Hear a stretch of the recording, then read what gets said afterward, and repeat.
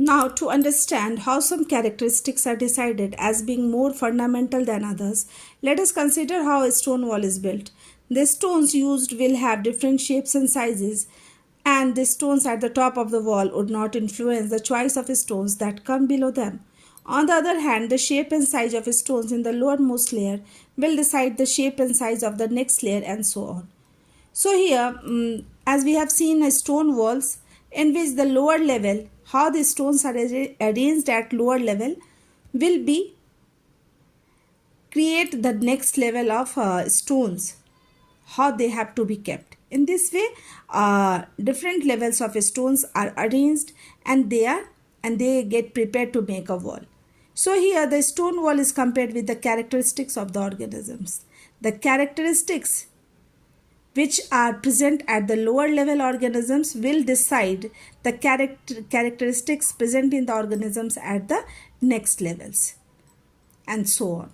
So different levels of organisms are interconnected by the characteristics shown at the lower level. So here the higher level do not influence the lower levels of organisms, but the lower levels of organisms do influence the organisms present at the higher levels.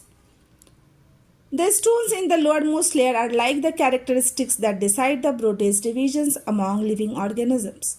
They are independent of any other characteristics in their effects on the form and function of organisms. The characteristics in the next level would be dependent on the previous one and would decide the variety in the next level. So here the lowermost level decides the characteristics in the next levels. So the broadest divisions and classification are done on the basis of the lowermost layers, and in this way a hierarchy can be prepared and classification can be done.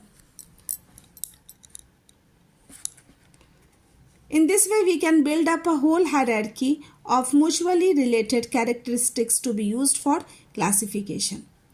Nowadays we look at many interrelated characteristics starting from the nature of cell in order to classify all living organisms. So here nowadays we can classify organisms on the basis of true nucleus, that is prokaryotes and eukaryotes, on the basis of the number of cells, unicellular and multicellular, on the basis of producers and consumers, that is autotrophic and heterotrophic, and on the basis of the body designs. As we know that plants and animals both have different body designs, so there are many ways according to which we can classify organisms.